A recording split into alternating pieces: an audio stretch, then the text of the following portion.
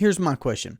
If we're going to give credence to what these experts are saying, who controls the banking function in the lives of those same said experts? Hello and welcome to the Durham Talents channel. My name is Jesse Durham. In this episode, we're going to have a discussion about infinite banking and going against the experts.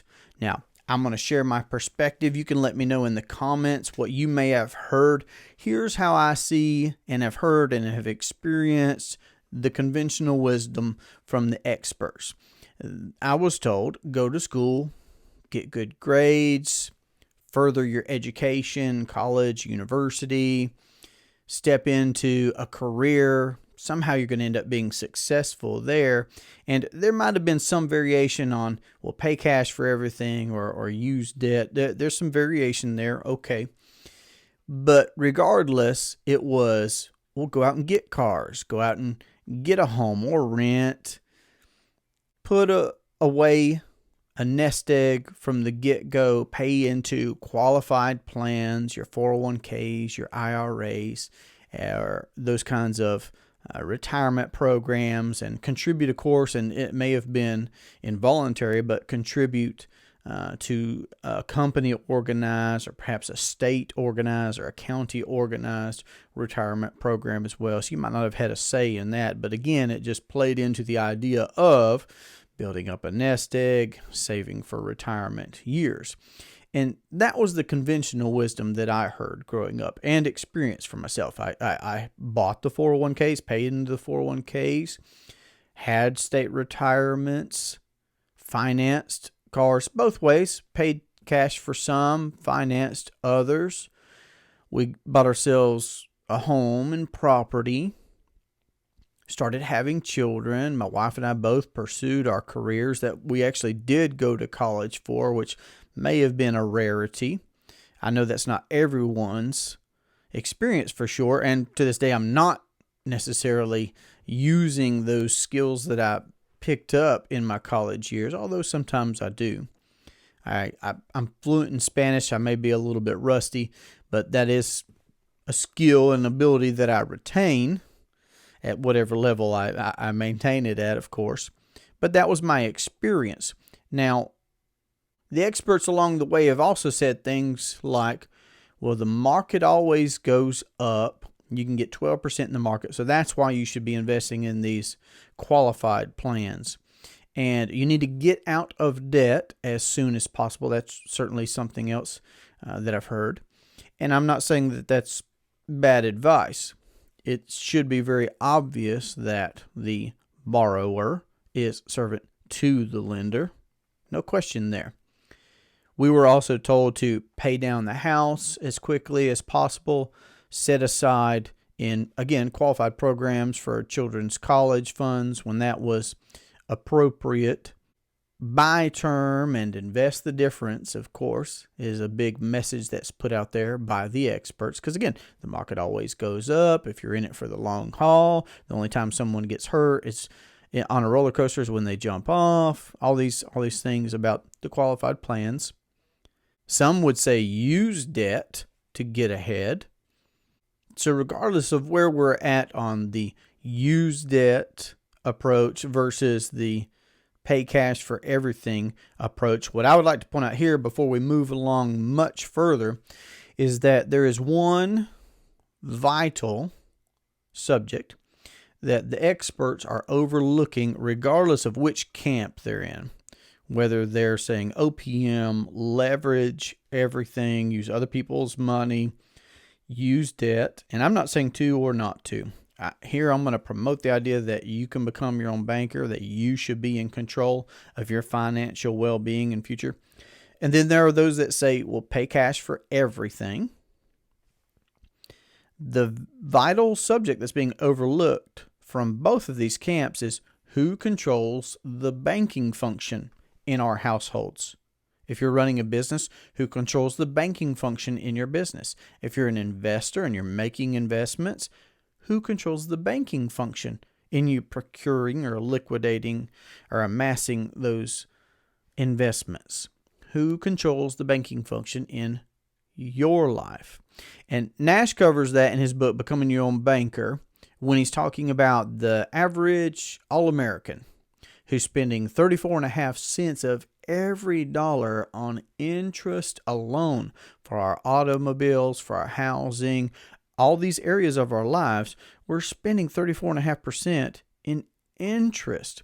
Because remember, everything is financed one way or another. Either we are borrowing someone else's money on their terms and conditions, and we're paying them interest to be able to do so, or we're amassing money somewhere for the things that we're going to do, and we forfeit the opportunity to earn interest on our money. There is a cost to capital. There is economic value added, or at least there can be. And if we're paying cash for everything and we're storing that capital or amassing that capital somewhere where it's being lazy and inefficient and it's not earning us compound interest, for one example, or perhaps we're putting it somewhere that we are limited on our access to it.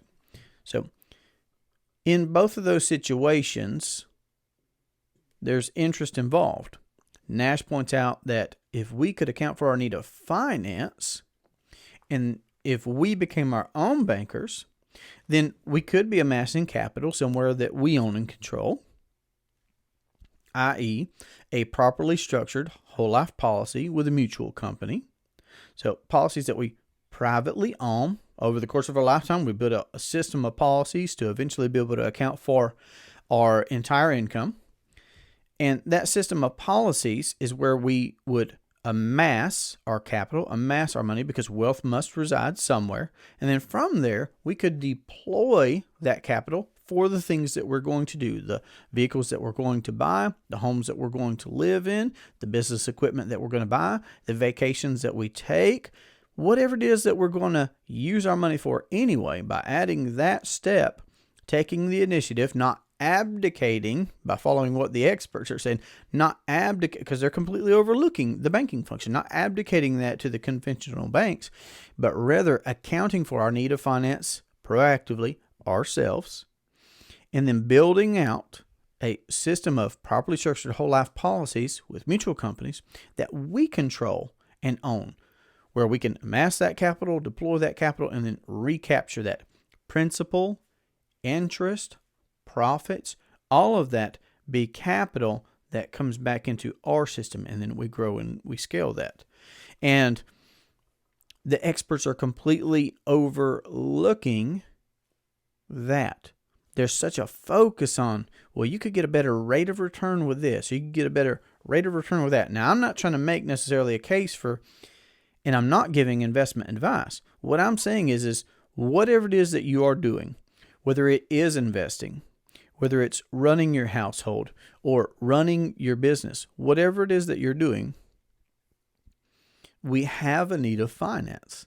And when we account for that ourselves, we've moved beyond talking about what the market is or is not doing, because the market's going to do what the market's going to do. I can't control that. You can't control that. But we can control the banking function. Now, speaking of control, that brings me to think of and reflect on what Nash would talk about when he would mention the airplane.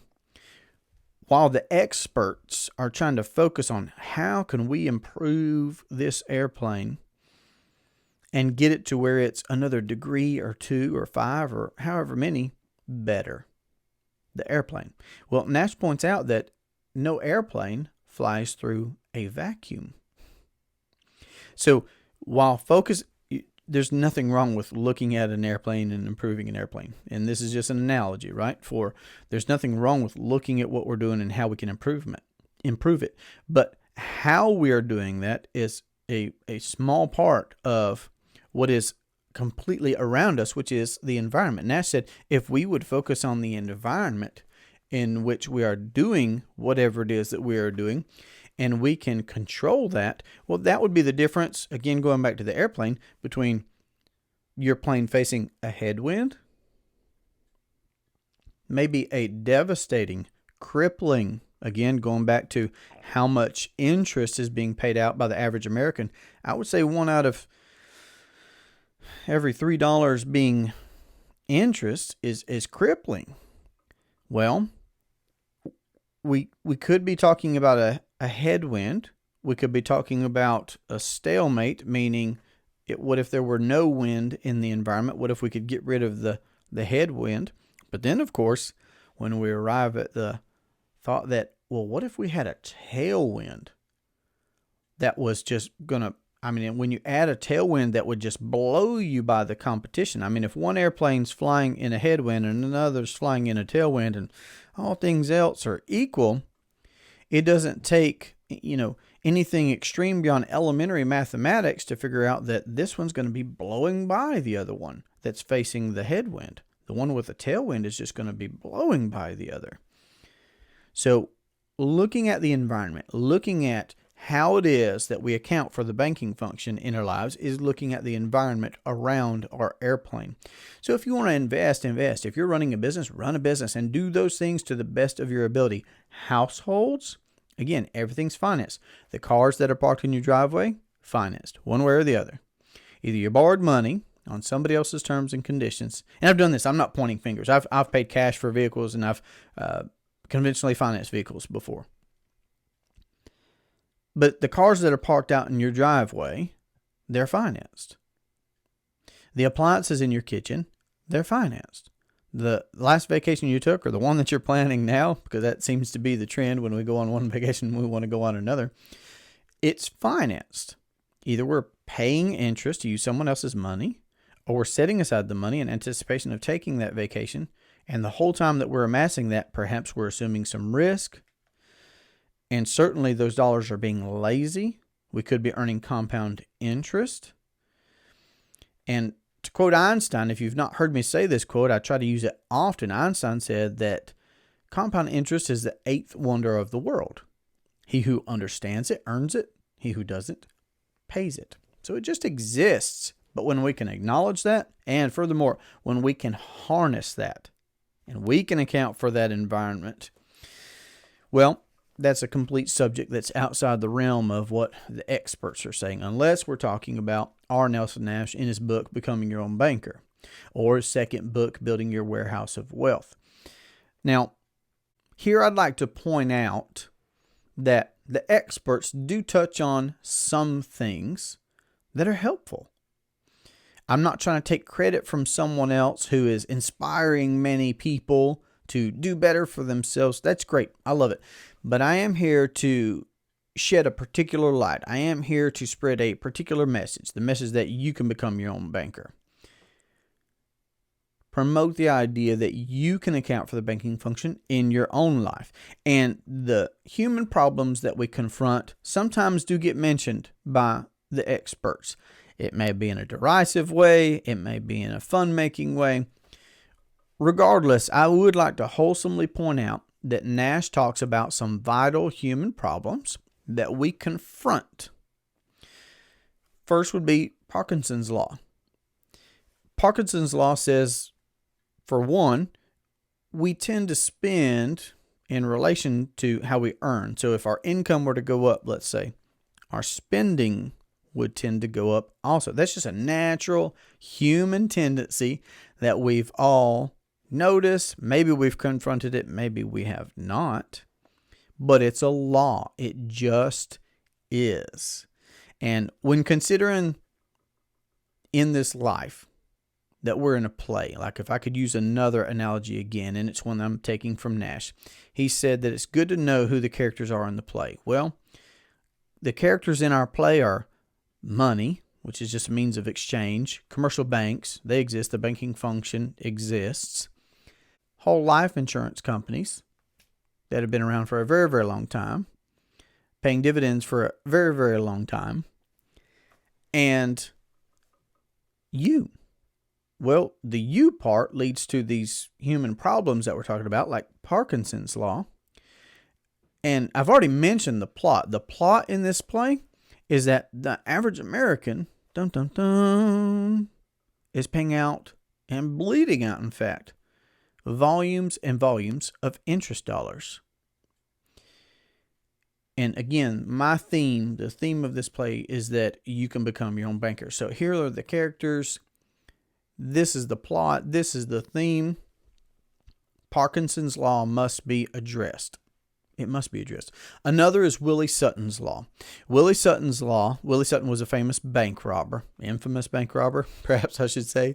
And he kept robbing banks and kept robbing banks. And one time he was asked, after being arrested and put in jail and whatnot, why do you keep robbing banks? And he said, because that's where they keep the money.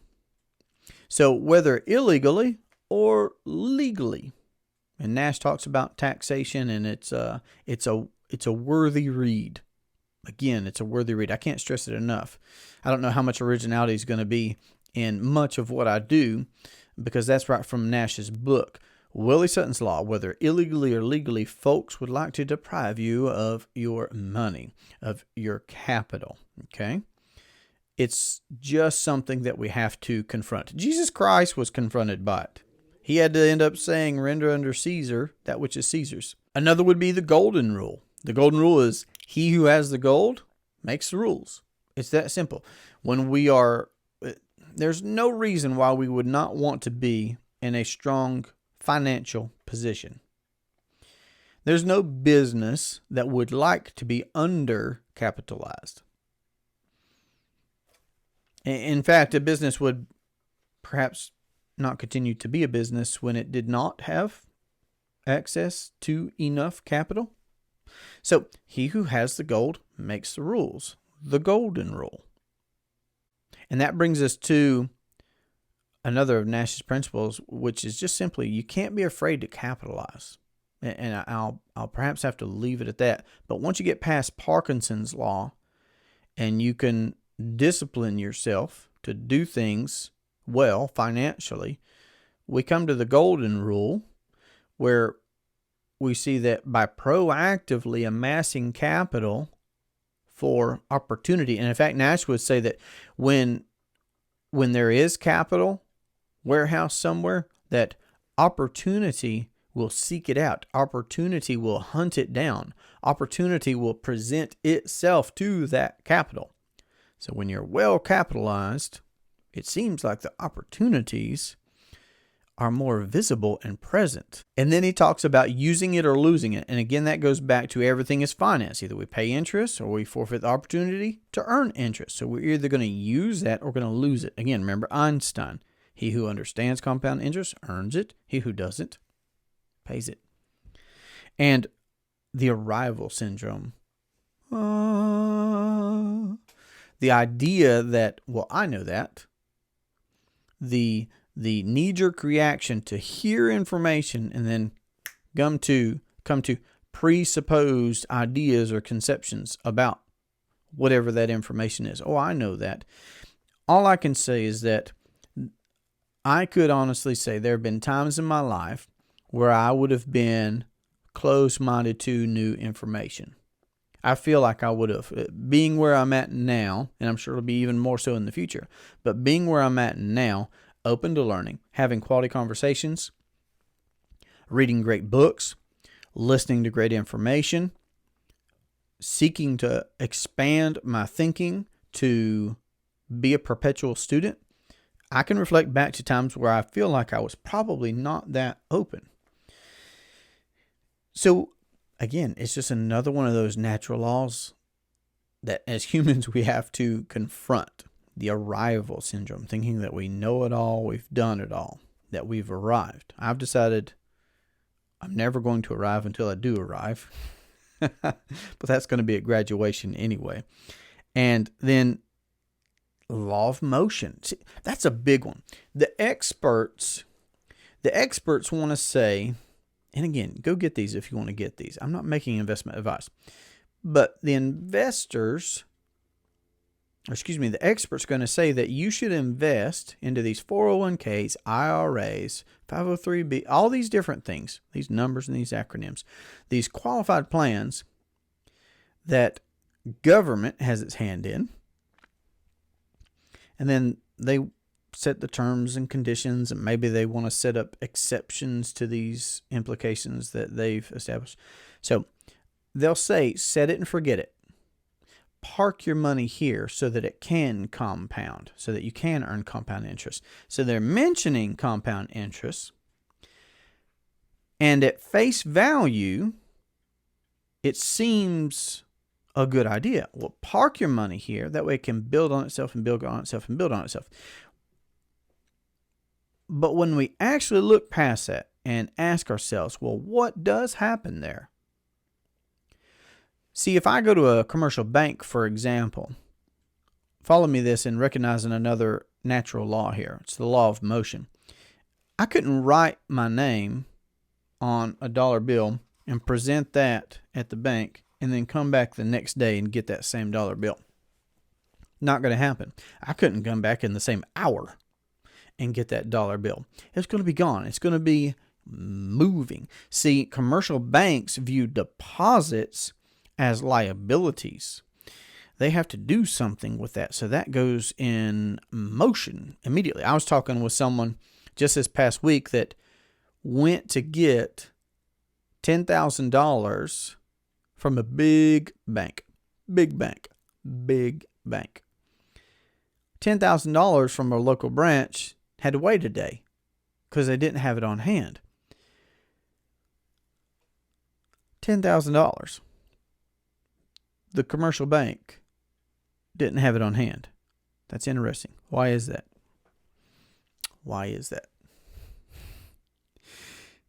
So the natural law of motion also applies. The experts are telling us park your money here, but they're not actually practicing that themselves. They're not parking money.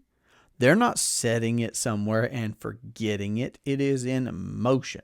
Just like our world has a water system that's in motion that Nash talks about: clouds, oceans, seas, rivers, brooks, lakes, ponds, etc. Even water that passes through our bodies. We drink water. We subsist on water.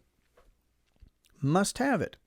And it must move or it's dead. If there's a pool of water with no entry, no exit, it becomes stagnant and things don't live there. Motion is a natural law, and that's one that's ignored by the experts that are saying, park your money here, set it and forget it. That's not what's happening. Now, one question that I would certainly like to ask any expert, and it's not to be disparaging, but rather to be genuine in wanting to know someone's experience. If someone has a message, I mean, we even have sayings for stuff like this, right? Folks who don't practice what they preach. We have a name for people like that. It's hypocrite. Okay. So if someone is promoting a particular idea, I certainly want to know that they are indeed practicing that idea themselves. If not, then, I mean, isn't that Zig Ziglar would talk about? If you got a fat doctor that's telling you to lose weight, well, you need to get a new doctor. I shouldn't worry about people getting offended about that. Here we are. But we certainly want to know that folks are practicing what they preach. Otherwise, we would call that person a hypocrite. And being a licensed professional myself, I can attest to the fact that with some basic study and the ability to read and setting aside a weekend to go take a test, you can get certified or licensed or what have you in a state to do expert work. Okay? So I'm not trying to disparage folks for pursuing whatever they want to pursue and hanging that piece of paper on the wall. But what I am saying is that not all experts are equal. Not all professionals are equal. Certainly, we should start with individuals that practice what they preach. So when I say that I promote the idea that you can become your own banker, just know that I and my wife, we have procured multiple policies from multiple companies. These are dividend-paying whole life policies with mutual companies. that we've amassed over the past 7 years as we've been building out a system of policies to account for our need of finance in our household, in our business, in our investing, the things that we choose to do. We've been doing that as consumers ourselves. This is something that while I had other careers, because I've not always been a licensed agent, I've not always been writing insurance business for friends and friends of friends and clients and folks that we meet and know and that get into contact with us to be able to implement this idea themselves. I did not always do that. Much like Nash, I suppose, I had some other careers before arriving at professionally being in the insurance industry. I was a Spanish teacher for a high school. I was a deputy sheriff for a sheriff's office. I've done other things, built a direct selling business. I've done other things before. And yet I practiced and implemented this infinite banking concept idea as a consumer because we were taking vacations, we were buying vehicles, we're having children and wanting to be able to do things to better our standing in the future and theirs. And we knew that piece by piece, consistently, we could build out over the course of our lifetime that system of policies, that privatized banking system that Nash talked about in his book. And we've done that. And we certainly got to the point where we wanted to be able to professionally help other people do the exact same thing. So knowing that your expert, your professional actually practices, what they're preaching, we from the get-go, we began paying what was significant for us, significant premiums into our very first policy. And then we just added to that over the course of the years. And here, let me say, there was a time when I had seen this idea for the first time, this becoming your own banker idea, that I wondered, well, how does that guy at the front of the room get paid? How's he compensated? I mean, he didn't fly, because I heard it from someone who flew from one state to another to be able to come and make a live presentation in front of a group. I know that this is just one aspect of how I promote the idea of folks becoming their own banker as well. I do Zoom calls and I do group presentations and such. And there was a gentleman that had flown from one state to another, and I drove an hour to be able to get to that meeting.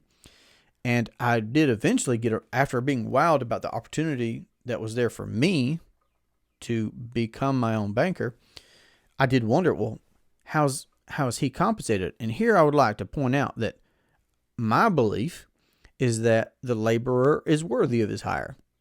And I want my professionals to be well compensated, well capitalized themselves. Because if I'm choosing to do business with them, if I'm choosing to privately contract with them, then I want to be able to do that again.